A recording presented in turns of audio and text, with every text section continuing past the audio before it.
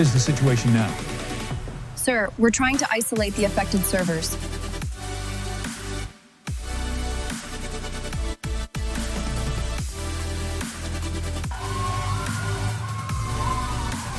What is the situation now?